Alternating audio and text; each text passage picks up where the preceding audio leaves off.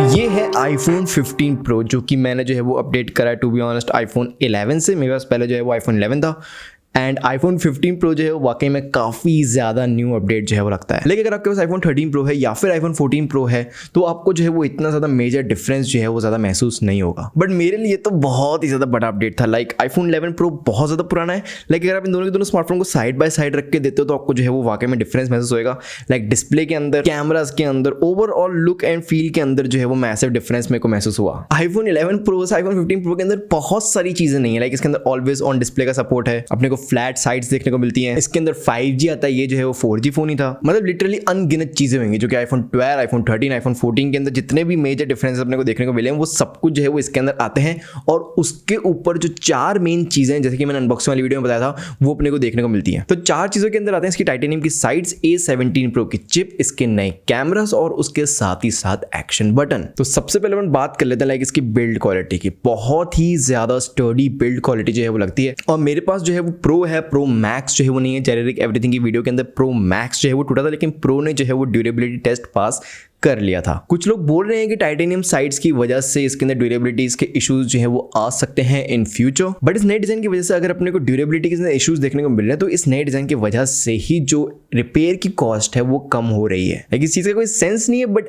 It's the Apple way. Previous generation के comparison में पकड़ने में काफी ज्यादा आसान है। लाइक यहाँ पे आपको हल्का सा कर्व देखने को मिलता है टाइटेनियम साइड्स के अंदर। और काफी रिपोर्ट्स जो है वो आई है कि टाइटेनियम की बहुत ही ज्यादा पतली सी लेयर जो है वो अपने को बाहर की तरफ देखने को मिलती है। लाइक $30 समथिंग की लेयर है। मतलब अपेरेंटली टाइटेनियम जो है वो काफी ज्यादा महंगा आता है, तो उतना ज्यादा महंगा मतलब पूरा का पूरा जो रेल्स है वो टाइटेनियम की नहीं है। लाइक बिल्कुल बाहर की जो आउटर कवरिंग है हल्की सी, वो अपने को जो है वो टाइटेनियम की देखने को मिलती है। बाकी अंदर जो है वो स्टेनलेस स्टील भी नहीं आता, अंदर जो है वो लिटरली एल्यूमिनियम आता है। बट ओवरऑल डिफरेंस जो है महसूस होता है। लाइक लाइट वेटनेस जो है मुझे महसूस होती है। मतलब मेरे iPhone 11 Pro से ही मुझको ये वाला फोन जो है वो काफी ज्यादा हल्का लगता है, तो iPhone 14 Pro वगैरह से तो काफी ज्यादा हल्का होगा ही सही। और मैंने जो है वो ब्लैक कलर के अंदर लिया है। हालांकि सब लोग जो है बोल रहे हैं कि नेचुरल टाइटेनियम वाला कलर जो है वो बहुत ज्यादा मस्त है, उसके अंदर फिंगरप्रिंट्स भी नहीं आते, उसके अंदर अगर घिस वगैरह जाते तो फिर आपको जो है वो स्क्रैचेस वगैरह दिखेंगे नहीं। इसके अंदर ऐसा केस जो है वो नहीं है। लाइक फिंगरप्रिंट्स जो है वो भर भर के आते हैं, और अगर आप स्क्रैच वगैरह मारते हो तो फिर आपको स्क्रैचेस भी जो है वो दिखेंगे, क्योंकि टू बी ऑनेस्ट बिल्कुल कोटिंग है यहाँ पे कलर की, अंदर से जो है वो टाइटेनियम वाला कलर ही है इसके अंदर। बट फिर भी मैंने ब्लैक वाला कलर क्यों लिया, क्योंकि ये बहुत ही ज्यादा अच्छा लगता है। लाइक हमेशा से मुझको जो है वो आदत है। मतलब मैंने iPhone 11 Pro भी जो है वो लिया था, तब जो है मैंने को ब्लैक कलर ही चाहिए था, लेकिन इसके अंदर स्पेस ग्रे वाला कलर ही अवेलेबल था। और हमेशा से iPhone जो है वो स्पेस ग्रे वाला कलर में आती है। लाइक ट्रू ब्लैक जो है वो स्पेस ब्लैक वाला कलर iPhone 14 Pro से जो है वो स्टार्ट हुआ था। और मुझको वो लेने की इतनी ज़्यादा इच्छा करती थी, लेकिन मुझको पता था कि अगले साल जो है वो टाइप सी आने वाली है, इसलिए मैंने थोड़ा सा वेट करा and it was worth it. Like बहुत ही ज़्यादा अच्छा लगता है ये ब्लैक कलर के अंदर। और मैंने जो है वो इसके अंदर ब्लैक कलर का आइकन पैक भी लगा रखा है, तो उससे एक तरीके से बहुत ज़्यादा अच्छी वाली फील जो है वो आ जाती है। और उसके बाद आती है अपनी सेकंड चीज़, और वो है इसकी USB Type-C। तो अपने को इसके अंदर जो है वो Type-C का सपोर्ट देखने को मिलता है। बहुत ही ज़्यादा टाइम बाद एक तरीके से हिस्टोरिक मोमेंट जो है वो हो गया कि एप्पल जो है वो लाइटनिंग पोर्ट से हटके USB Type-C पर आ गया यूरोपियन लॉस की वजह से। तो ये Type-C जो है वो आपको वो सब कुछ करके देखिए, एटलीस्ट प्रो मॉडल्स के अंदर जो भी चीज़ जो है वो आप एक्सपेक्ट करते हो इसके अंदर जो है वो अपने को रिवर्स चार्जिंग जो है वो देखने को मिलेगी दूसरे फोन्स के अंदर। उसके साथ साथ आप कीबोर्ड वगैरह लगा सकते हो, आप एक डिस्प्ले वगैरह से कनेक्ट कर सकते हो, उस डिस्प्ले के अंदर लाइक आप स्क्रीन मिरर वगैरह कर सकते हो। और टू बी ऑनेस्ट डिस्प्ले से कनेक्ट करने के बाद आप गेम वगैरह ऑन कर सकते हो, गेम कंट्रोलर जो है अपने फोन से कनेक्ट कर सकते हो। लिटरली कंसोल वाला एक्सपीरियंस जो है आपको मिल जाएगा। उसके साथ ही साथ USB 3 की स्पीड से आपको 10 GB/s की जो है वो ट्रांसफर स्पीड देखने को मिलती है। तो आप 4K 60 FPS के अंदर लॉग फुटेज जो है वो रिकॉर्ड कर सकते हो डायरेक्टली अपनी हार्ड डिस्क के ऊपर, या फिर अपनी SSD के ऊपर, या फिर इवन SD कार्ड के ऊपर। हालांकि जो ब्रेडेड केबल आती है बॉक्स के अंदर वो जो है वो USB 3 वाली जो है वो स्पीड सपोर्ट नहीं करती, वो USB 2 वाली स्पीड सपोर्ट करती है। नॉर्मल चार्जिंग केबल है। अगर आपको हायर स्पीड्स वाली केबल चाहिए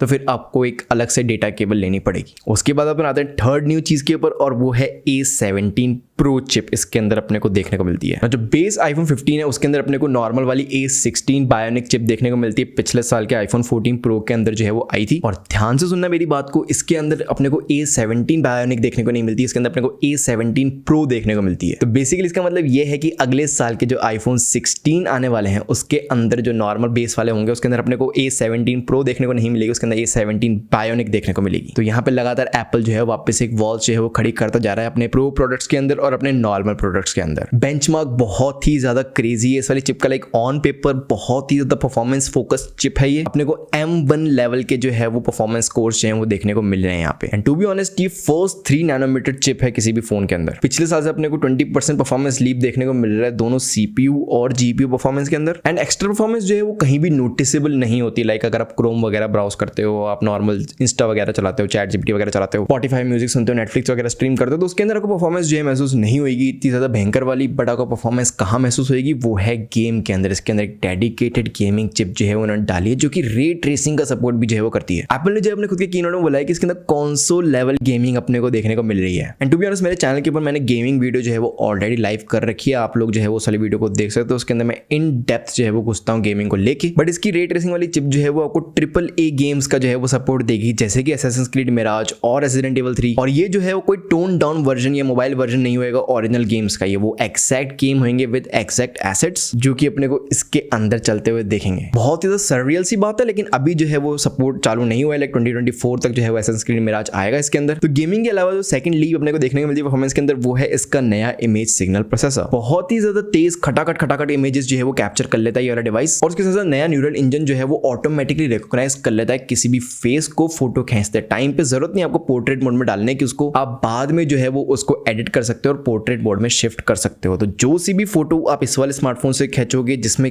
चेहरा आ रहा है, आपका चेहरा या फिर आपके किसी पेट वगैरह का चेहरा, कुत्ते का हो गया, बिल्ली का हो गया, वो सब कुछ जो है वो पोस्ट के अंदर जाके पोर्ट्रेट मोड में डाल सकते हो, जो कि बहुत ही ज्यादा मस्त वाली बात है। डेप्थ इन्फॉर्मेशन जो है वो उस वाली फोटो के अंदर ही सेव करके रखता है, जस्ट इन केस आपको बाद में जो है उसको पोर्ट्रेट मोड में डालना हो। उसके साथ में बात करते हैं इस सारे स्मार्टफोन की बैटरी लाइफ के ऊपर। लाइक मैं जो हूँ मेरा iPhone 11 Pro यूज कर रहा था, लगभग 4 से 5 साल जो है वो हो गए इस वाले स्मार्टफोन को यूज करते हुए, और इसकी बैटरी परसेंटेज जो है वो 79-78% जो है वो हो गई थी। और लगभग एक दिन जो है वो टिक जाता था, उसके बाद भी लाइक दिन के एंड तक होते होते इसकी बैटरी जो है वो लाइक 7% 8% जो है बचती थी। इससे जो है मुझे इंप्रूवमेंट ही देखने को मिला ऑब्वियसली, लेकिन जितना इंप्रूवमेंट मैं एक्सपेक्ट कर रहा था उतना इंप्रूवमेंट मुझे देखने को नहीं मिला। लाइक आराम से इस वाले स्मार्टफोन को लगभग 1 या 2 दिन तो आराम से टिक जाना चाहिए था, बट ये 1 दिन भी जो है वो टिकने में थोड़ा सा हाफ जाता है। ऑब्वियसली इसका बैटरी का सबसे बड़ा कारण ये है कि इसके अंदर जो है वो ओवर हीटिंग इश्यूज जो है वो होते हैं। कभी कभार नॉर्मल टास्क के अंदर भी ओवर हीटिंग इश्यूज होते हैं, कभी कभार मैं बहुत ज्यादा हैवी टास्क कर रहा होता हूँ तो भी कोई ओवर हीटिंग इशू नहीं होता। तो ये रैंडम iOS 17 बग्स हैं और एप्पल ने जो है वो एड्रेस कर दिए सारे के सारे इश्यूज,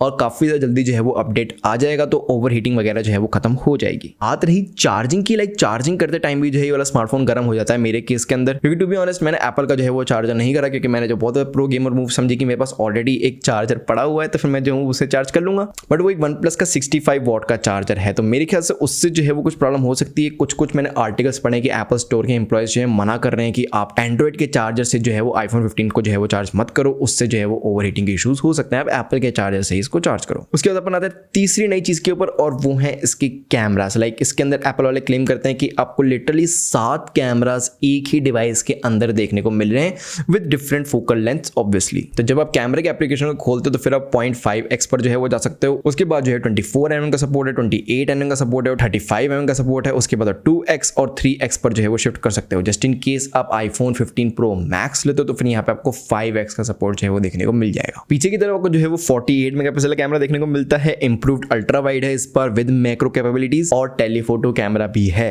एंड अभी तक मार्केट में जितने भी स्मार्टफोन्स आते हैं विद 48 मेगापिक्सल कैमरास, वो सारे के सारे जो है वो नॉर्मल 12 मेगापिक्सल का ही आउटपुट देते हैं। आपको जो है वो 48 मेगापिक्सल वाला मोड ट्रिगर करना पड़ता है फॉर 48 मेगापिक्सल आउटपुट, लेकिन बाय डिफॉल्ट जो है वो सब लोग 12 मेगापिक्सल का ही आउटपुट देते हैं। इसके अंदर एक चीज मैंने नोटिस करी कि इसके अंदर जो है वो 12 मेगापिक्सल का आउटपुट नहीं मिलता और ना ही 48 मेगापिक्सल का आउटपुट मिलता है। इसके अंदर बीच का 24 मेगापिक्सल का आउटपुट देखने को मिलता है, और एप्पल वालों ने जो है उसका क्लैरिफिकेशन भी दिया है। यहाँ पे एप्पल वालों ने बोला है कि पर शॉट जो है ये 2 फोटोज जो है वो खींचता है। एक फोटो जो है वो 48 मेगापिक्सल खींचता है और दूसरी वाली फोटो जो है वो 12 मेगापिक्सल से खींचता है। 12 मेगापिक्सल वाली फोटो जो है वो हायर डायनामिक रेंज के लिए है, और 48 मेगापिक्सल वाली फोटो जो है वो डिटेल कैप्चरिंग के लिए है। दोनों की दोनों इमेजेस को जो है वो कंबाइन करके एक 24 मेगापिक्सल का जस्ट राइट शॉट जो है वो बनाता है न्यूरल नेट की वजह से, और वाकई में रिजल्ट्स जो है वो काफी ज्यादा अमेजिंग होते हैं। लाइक जितनी भी फोटोज मैंने इस वाले स्मार्टफोन से ली है बिल्कुल भी जो है वो डिसअपॉइंटिंग नहीं थी। मतलब अपेरेंटली सारी फोटोज जो है वो एक आईफोन की फोटोज लगती हैं। बहुत ही ज्यादा ऑसम डायनामिक रेंज अपने को देखने को मिलती है, शार्पनेस भी जो है वो अच्छी खासी है, और रिजल्ट कभी कभी रियल लाइफ नहीं लगता, क्योंकि ऑब्वियसली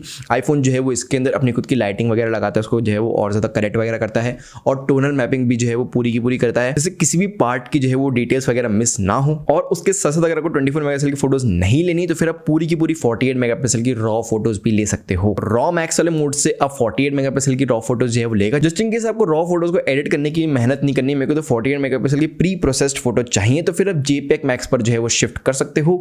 उससे जो है वो नॉर्मल फोटोज लेगा ये 48 मेगापिक्सल के अंदर just with a tap of a button. Macro mode भी काफी ज्यादा क्रिस्प फोटो जो है वो ले लेता है और नाइट मोड भी बहुत ज्यादा क्लियर और क्रिस्प फोटो ले पाता है thanks to the bigger sensor. उसके बाद अपन आते हैं वीडियो कैमरास के ऊपर। लाइक वीडियो बहुत ही ज्यादा मस्त आती है। लाइक स्टेबलाइजेशन एक नंबर अपने को देखने को मिलता है, डायनेमिक रेंज एक नंबर देखने को मिलती है, डिटेल्स वगैरह जो है वो एक नंबर देखने को मिलती है, स्लाइड डेप्थ जो है वो आती है हर एक वीडियो के अंदर, वो भी बहुत ज्यादा अच्छी लगती है। ऊपर से इसके अंदर जो है वो लॉग फॉर्मेट में शूट कर सकते हैं। अगर आप इससे बाहर की हार्ड डिस्क SD कार्ड या फिर SSD कनेक्ट करते हो तो फिर आप जो है वो लॉग फॉर्मेट में शूट कर सकते हो इन 4K 60 FPS। अगर आपको बहुत ज्यादा अच्छा कलर करेक्शन करना आता है लॉग फुटेज का तो भाई साहब बहुत ही अच्छे वाले रिजल्ट आते हैं। जस्ट इन केस आपको नहीं आता तो एप्पल ने जो है वो लट्स प्रोवाइड कर रखे हैं जिसको आप लगा सकते हो और ये SDR से HDR में कनेक्ट कर देगा उसको। उसके बाद अपन आते हैं लास्ट नई चीज के ऊपर और वो है इसका एक्शन बटन। लाइक इसको जो है मैंने पहले वाली वीडियो के अंदर भी मैक्सिमम जो है वो कवर कर दिया था, लेकिन जो सबसे ज्यादा अनयूज्ड बटन होता है किसी भी आईफोन के ऊपर वो है म्यूट स्विच। लाइक एक बार आप म्यूट कर देते हो तो फिर आप जो है वो चेंज वगैरह नहीं करते और वो एक बटन है बस, उसको जो है वो एप्पल ने पूरी की पूरी तरीके से कस्टमाइजेबल बटन बना दिया। आप लिटरली इसको किसी भी चीज से जो है वो कस्टमाइज कर सकते हो सिरी शॉर्टकट्स के साथ में। मैंने जो इसको पहले कैमरा पे डाल रखा था और कैमरे पे डालने से ये शटर बटन की तरह भी काम करता है, लेकिन वॉल्यूम बटन भी पहले यही चीज कर देता है। लाइक आप किसी भी आईफोन के अंदर अगर कैमरा खोलते हो और वॉल्यूम बटन दबाते हो तो फोटो जो है वो खिंच जाती है। डिफॉल्ट जो है ये रिंग और साइलेंट पर ही आता है। एंड टू बी ऑनेस्ट अभी जो है मैंने इसको फ्लैश लाइट के ऊपर डाल रखा है क्योंकि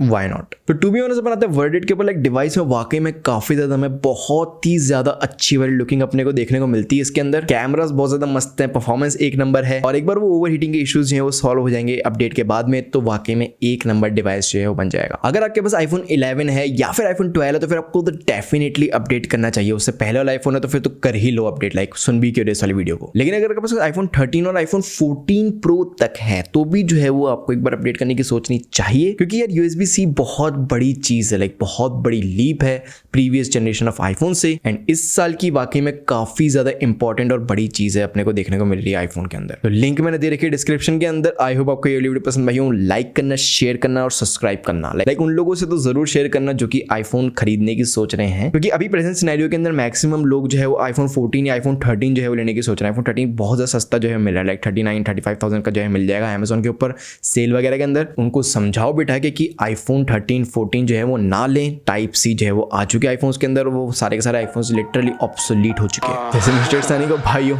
जय हिंद। नमस्कार दोस्तों, मेरा नाम है जावेद शर्मा।